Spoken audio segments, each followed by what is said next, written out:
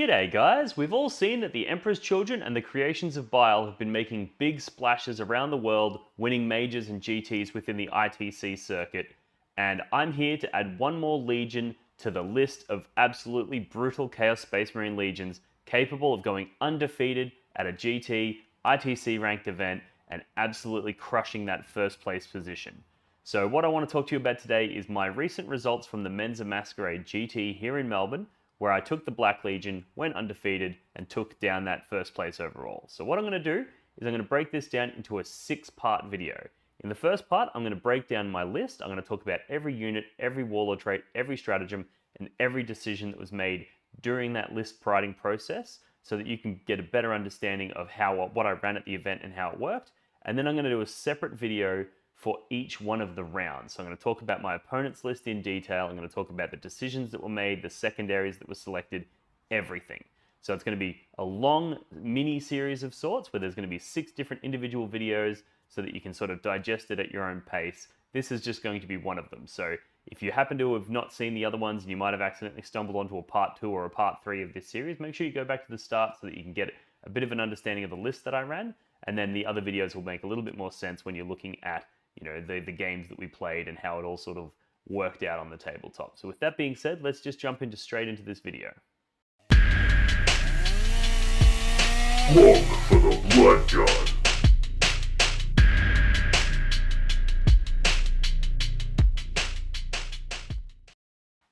Alrighty guys, so this will be part 1 in the mini-series on the Black Legion results from the Men's Masquerade. We're going to start by just going through a little bit about the event itself, and then we're going to dig straight into my list. So it was a 5-round GT ITC ranked event using the standard Nephilim mission pack. So it's a very stock standard event.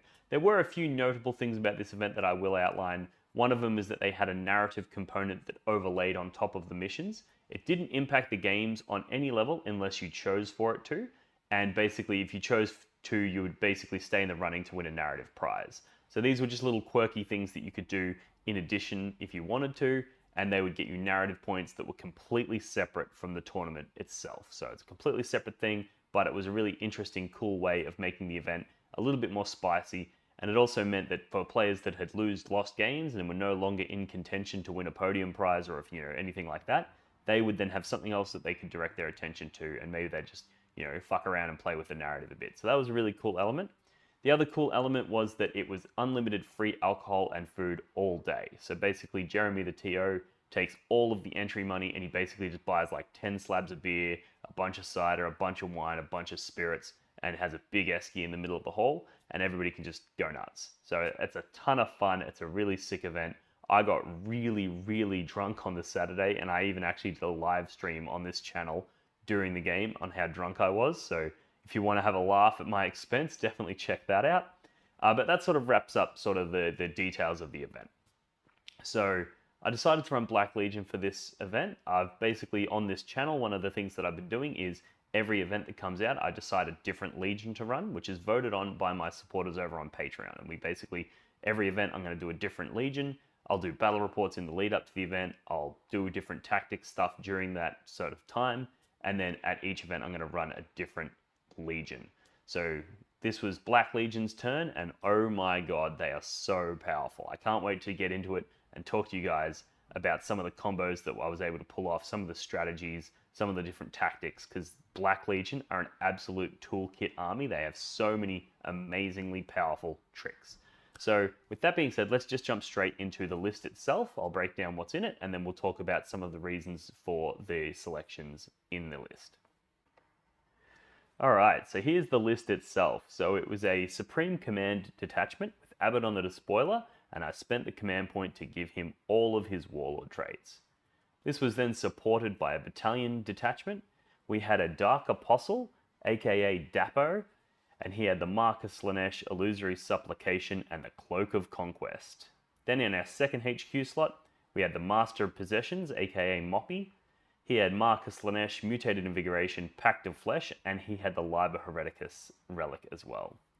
Then in our third HQ slot, and this was some of the spicy tech that we had, was a Sorcerer in Terminator Armor, also known as Saucy. He had Mark of Tzeentch, Death Hex, Warp Time, and he had upgraded to have the Veil Breaker Plate, which is a really important, critical part of the list.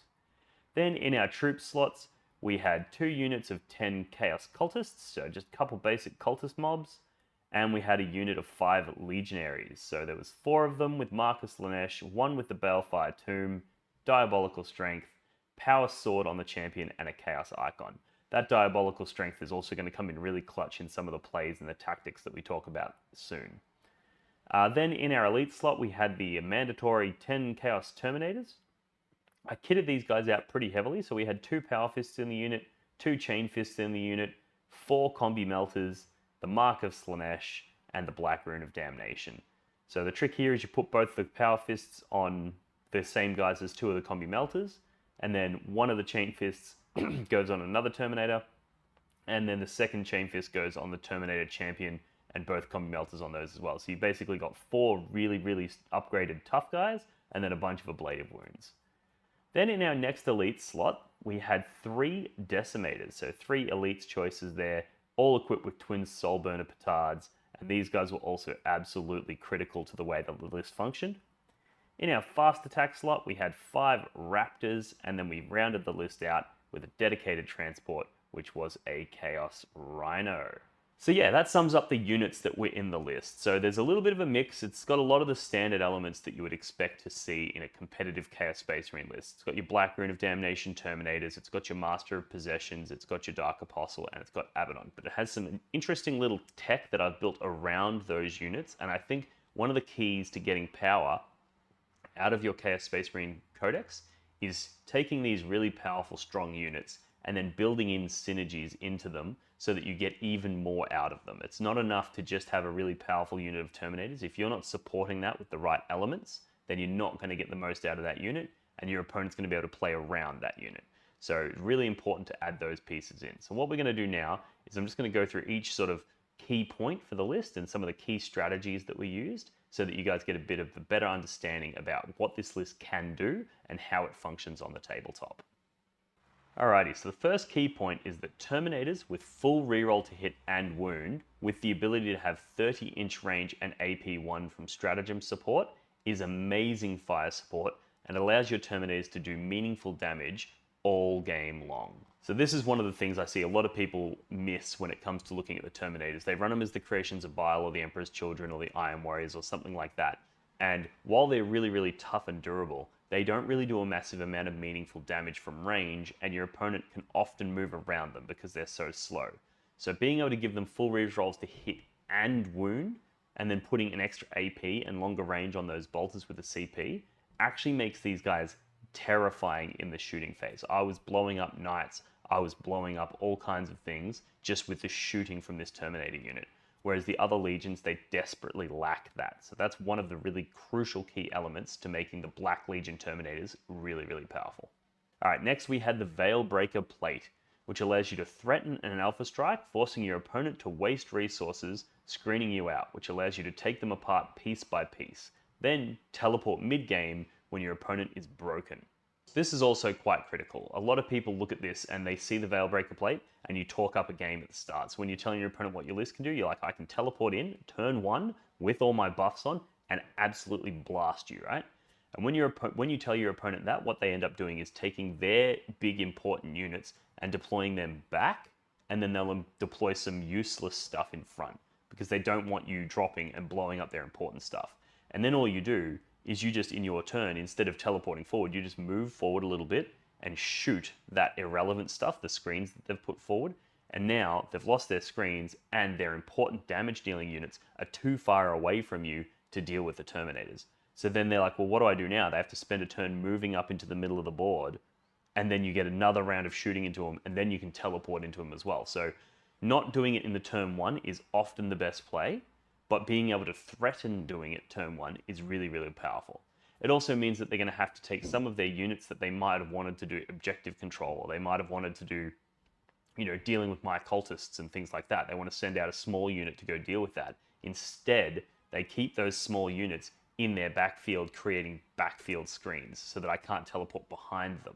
So as a result, not only are they keeping their units back, their important damage dealing units back, but they're also keeping their tertiary units back as well. So those units that are generally out there being really annoying to deal with are instead screening their backfield, because the last thing they want is that unit of Terminators in their back lines. So the ability to teleport these Terminators is completely broken. It is seriously powerful. So if you're looking to get more mileage out of your Chaos Space Marine Terminators, Black Legion are definitely the most powerful Terminators, and the Terminators are almost certainly the most powerful thing in the book. So I think this really lends into Black Legion being one of the most powerful legions, but we've barely even scratched the surface yet. So let's have a look at some of the other reasons that the Black Legion are absolutely insane. So with the Decimators, they're very, very strong into the meta. So they're really good at killing things like Demons, Chaos Space Marine Terminators, Knights, anything with Armor of Contempt, all of the current things that are top in the meta, it's really, really powerful at killing. And also, being Black Legion means they get to hit on a 2+ if they target the closest unit, which makes them very reliable. And in the command phase, Abaddon can give one of them exploding 6s in the first turn. So the Decimators, yes, they're quite expensive, but when you go to hitting them on 2s, when you're targeting the closest thing, and then doing mortal wounds on 2s, they become really, really powerful. And normally, because they're assault weapons, they don't get the exploding 6s in that first battle round, but Abaddon has an ability to turn one unit from either the Destruction or Slaughter Wanton into the Massacre one, which gives you exploding 6s on your assault weapons. So basically you can send one of them out, he can do that damage while the other two do supporting damage. These guys easily, between the three of them, put a Knight down. They kill things like Scarbrand really easily, Lord of Change really, really easily. They even kill Be'lakor with fucking ease. They don't care. They're really, really powerful, and they support into some of the things that Chaos Space Marines traditionally struggle to kill. So they're a really good supplementary unit, and they're also a really good fire magnet, because your opponent's often going to be like, wow, those Decimators put out a ton of mortal wounds, I can't let them live.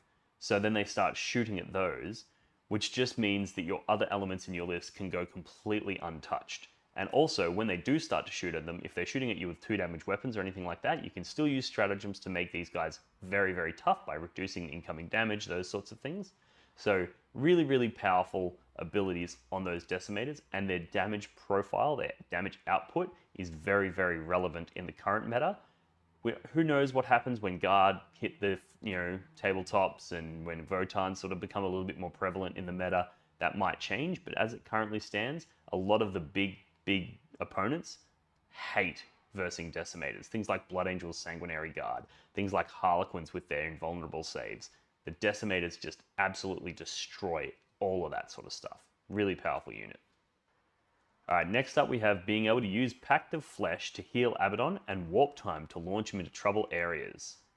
Alright, so this one's pretty self-explanatory, right? Like, Abaddon is really, really hard to kill, and he does a massive amount of damage, but he does have a couple of weaknesses, one of them being that he's quite slow.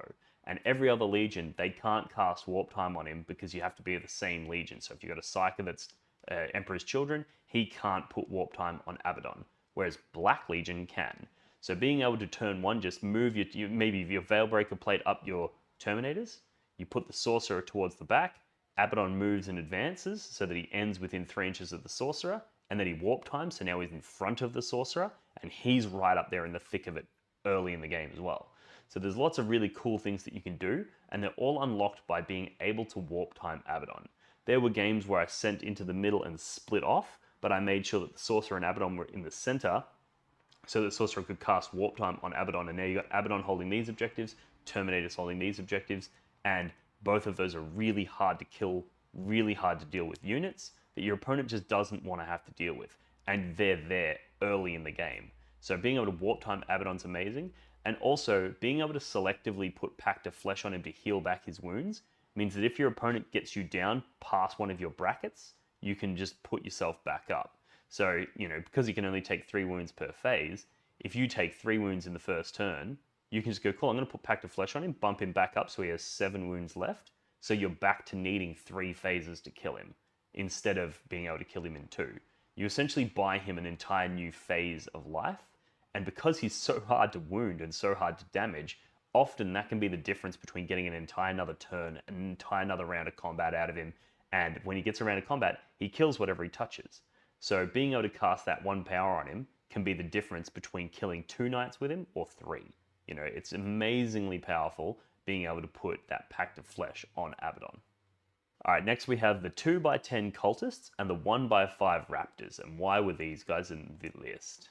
These guys were in the list specifically and exclusively for raising the banners. Now, I know a lot of people talk about the accursed cultist being really, really powerful unit, and they absolutely are. They are absolutely correct to say that. However, I've specifically designed this list to take banners in almost every game. So I need to be able to do actions with multiple units where possible. So the idea here is you've got 2 cultist units and the raptors, and you can basically launch the raptors out to raise an early banner. Then you could Veil Breaker the Terminators over to protect the raptors and teleport them in and shoot and do all kinds of crazy things over there. And also hold that banner that you just raised early in the game.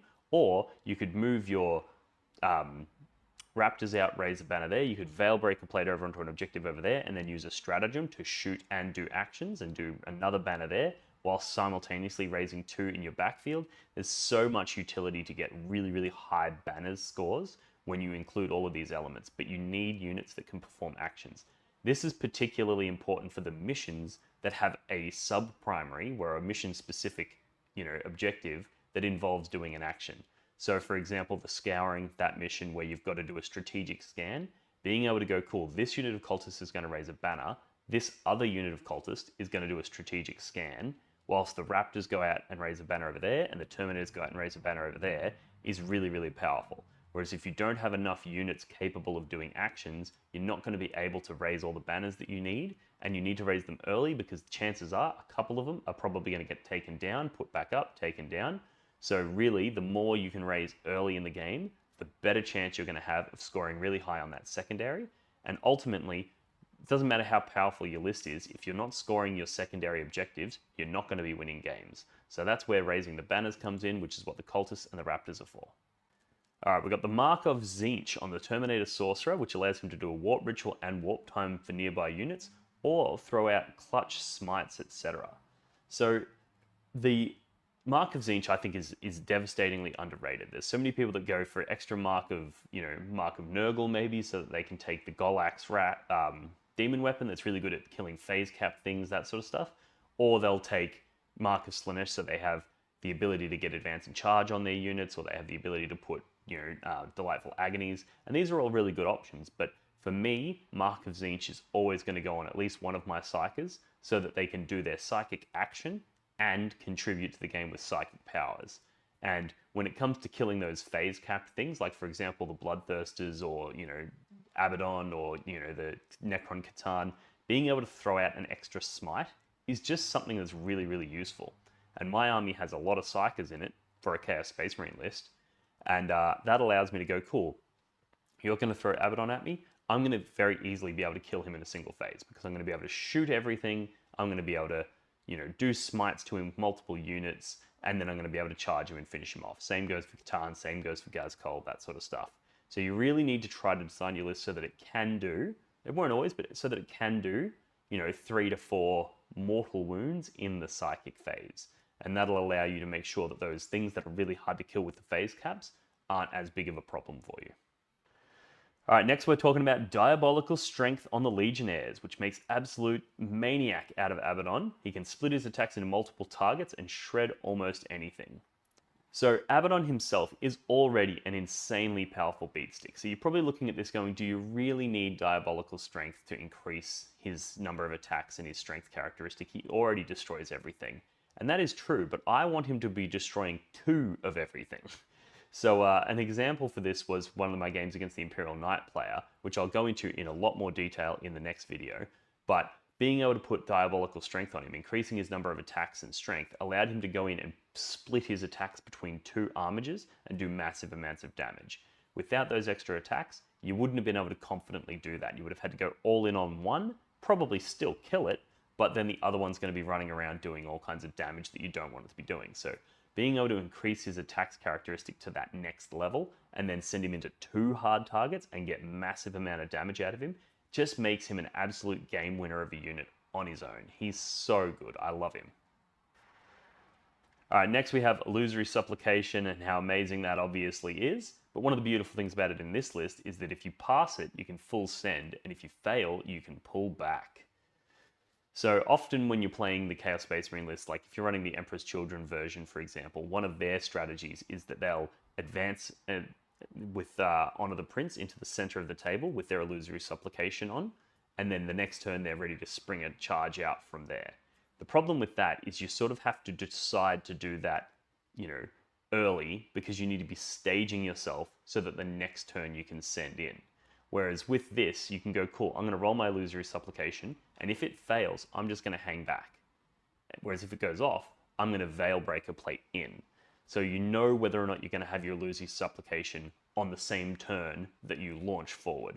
Whereas with something like Emperor's Children, you don't know, because you have to launch forward in turn 1. You're still not going to get a turn 1 charge. So you're going to move forward in turn 1 with your Illusory on, but now you know you have to go in turn 2, and you don't necessarily know if you're going to have Illusory. So being able to do it in the command phase, and then use your Veilbreaker Plate in the movement phase, just means that that Illusory Supplication is so amazing. It failed on me several times throughout the event. It actually failed 3 times in one game and 3 times in another. So normally that would be an absolute disaster situation for a Chaos Space Marine player. But because I was able to play cagey and not send them in without it, I was able to just go, cool, I'm just going to hang back and blast you with bolters downrange. And then next turn I roll my Illusory again. Oh, I fail again, cool, I'm just going to hang back, blast you downrange. Turn 3, oh yep, cool, I passed it this turn. Now I'm going to teleport in and then go for that charge. So really, really powerful combo there. Next, we have the Black Legion stratagem to gain a Legion trait, which is amazing for Fight on Death from Creations of Bile, Advance and Charge from Red Corsairs, turn off rerolls with Iron Warriors, fall back and charge from Alpha Legion, ignoring hit modifiers and gaining 6s to wound for an extra AP from Emperor's Children, all of which stack really, really well with the reroll hits and wounds from Abaddon. So this stratagem is so amazing. I'm so glad they actually limited this to 1 use only, because otherwise it would be one of those spam buttons, you'd just be pressing it every single time, because it's so good. Being able to just go, cool, this is the turn that my opponent is going to go in and kill, Abaddon, or maybe this is the turn they're going to kill a bunch of Terminators. You can just go, cool, I'm going to use the stratagem to fight on death from Black Legion. And now it's like, yeah, cool, you get to kill a bunch, but they also kill you, so suck it, Or being able to go, cool, my opponent's about to hit me in their turn with a whole bunch of things that I know are going to get full reroll to wound, which is really, really bad against the, the Terminators, because their neg 1 to wound is really heavily negated by reroll wounds. So things like Carnifexes and things like that, they can actually go in and kill a ton of those Terminators. So being able to just go, look, I know you're about to hit me with reroll wounds, so I'm actually in my turn going to spend the command point to become an Iron Warrior. So now when you send in, you don't kill me. And now you've got your opponent in a position where they're like, God damn it, I can't go in and kill him now, but I can't just wait here for a turn because the Black Legion are right on my doorstep. So if I just wait, they're going to go into me. So you essentially get to flip that flow where your opponent just can't do the damage to you in the turn that they've lined up their game plan to do damage to you. Really, really powerful. And it's also worth noting that you use this stratagem in the command phase. So you can actually use it depending on whether your Illusory Supplication goes off. You can decide whether or not to use a defensive or an aggressive version of this stratagem. There's so many different options. Obviously, some of the most powerful ones are things like Advance and Charge on Abaddon. Really, really good. But I actually found that in almost every game, I used this stratagem, but I used it for something different or on something different. So we'll go through those when we go through the rounds in a moment. All right, next we have the Bringers of Despair, which essentially gives your Terminators a heroic intervention and +1 attack, which is just insane. So being able to put that big, really hard to kill and really, really powerful Black Legion Terminator unit strung out across a couple of objectives is so good, because it means if your opponent comes in near any of it, you can just essentially heroic intervene. Because what the strat allows you to do is if an opponent ends within 3 inches of you, you're eligible to fight, and you always fight first. So it does mean that if they're charging things, their charges will still get to go before you. It essentially does the same thing as Mark of Slaanesh, but it also allows you to activate, even though you weren't declared as a target of a charge, and even though an opponent model is not within engagement range of you, you're still eligible to fight, which means you're eligible to pile in, it means you're eligible to make attacks, and you're eligible to consolidate. So this is really, really powerful, and it essentially gives you a heroic intervention with your, powerful Chaos Terminators.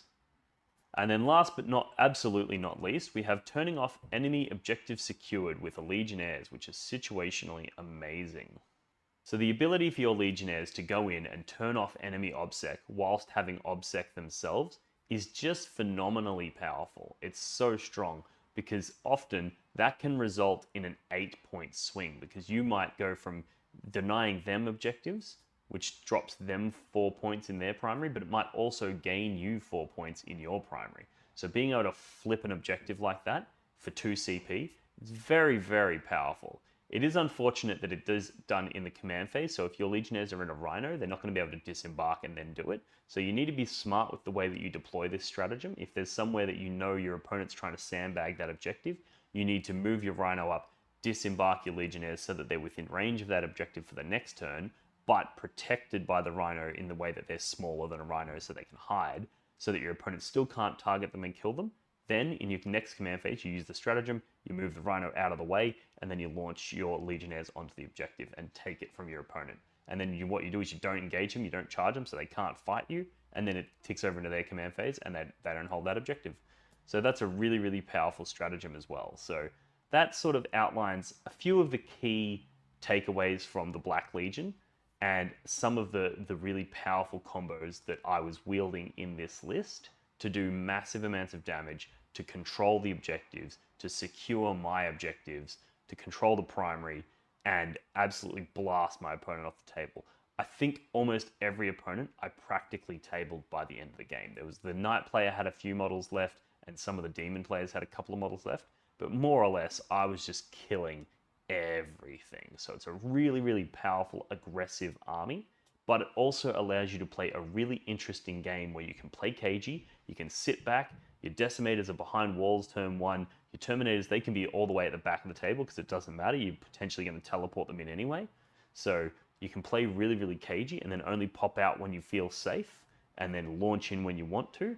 Or you can play full send and you can just go, cool, Decimators deploying on the line so they can see everything, Terminators deploying on the line. If I go first, the Terminators are either going to teleport in or they're going to move up and shoot some stuff. You've got so many options in this list. And I think when it comes to competitive 40k, opening up your options whilst reducing your opponent's options is one of the best ways to score high victory points, because the more options a person has, the more ability they have to do things to interact with you. Whereas when you go, cool, maybe I'm only going to let you see the Terminators this turn, everything else is out of line of sight, you've just removed all their options. All they can do is shoot Terminators, and that's not something that they want to do. And then in your turn, you go, cool, well, now I have tons of options. I can move out, I can advance and charge the Terminators, or I could advance and charge Abaddon and teleport the Terminators, or I could, there's just so many different options that you have available to you, and it's really, really hard for your opponent to stop you from having those options. So yeah, that rounds out this part 1, which is talking all about the Black Legion list that I ran. Then what I'm going to do is I'm going to jump in and I'm going to do a whole bunch more videos for each of the different rounds, because I want to go through the lists that my opponents ran in detail. I want to talk about the stuff that they did, and I want to talk about the specific strategies and the specific combos that I used in those games, the secondaries I took, all that sort of stuff. Men's Masquerade is notorious in Australia as one of the Shark Tank style events. We often get some of the best players from Australia come down and play. Jeremy Martino is the TO of the event. He was one of the players on the WTC team when Australia went over and won the World Team Championships. Matt Morrisoli was attending the event. He was also on that team and I played him. And there was a few other people that are coaches for the WTC team or close friends with players on that team that are really, really strong players in their own right, state representatives. We had the captain of the New Zealand WTC team. He came down, he played a game with me. So it's a really, really dense, top-heavy field where there's really, really strong players. So even though it's not the biggest event in Australia, it's probably one of the hardest to win just because of the sheer skill level of the players involved. So I'm absolutely chuffed that I was able to pull the win. I'm really grateful to Abaddon and the Black Legion for being able to seal this deal for me. And I'm really glad to be able to share this with you guys. I hope you found this entertaining and informative. If you did, let me know in the comments below. Let's get a conversation going about what you think about this list, what your thoughts are, how you would run it, if you think you could beat it, what you would do to beat it, and what you would do if you were running the list yourself. Let's get a conversation going about that. And as always, quick plug for my Patreon. A huge thank you to my supporters over there. We've got a really cool niche Discord chat where we talk strategy, combos, tactics, that sort of stuff. I also have Patreon exclusive dice up for sale, so the only way you can get your hands on them is to join the Patreon, which you can do for as low as, I think the lowest tier at the moment is $4 a month. So you can join in, get yourself some dice, get yourself some shirts. I sell these merchandise online as well. I also sell a whole bunch of different objective markers. These are all fantastic ways that you can show your support for the channel. So with that being said, I'll leave it here, and I look forward to seeing you in the next one. Look for the Blood God.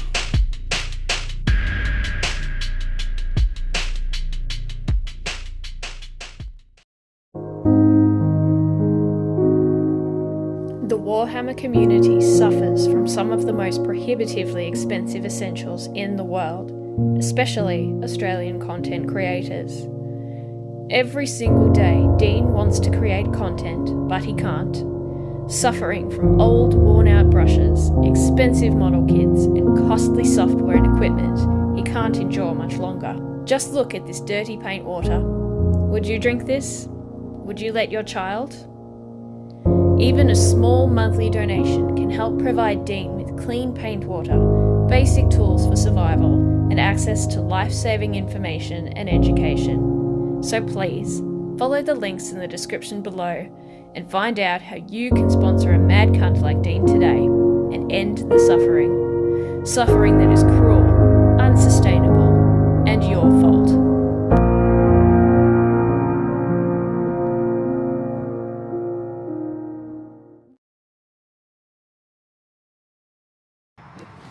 Do your objective markers ever get lost behind terrain or other models and become difficult to see? Do they ever get bumped and accidentally moved during a game? And do they ever spark arguments about distances?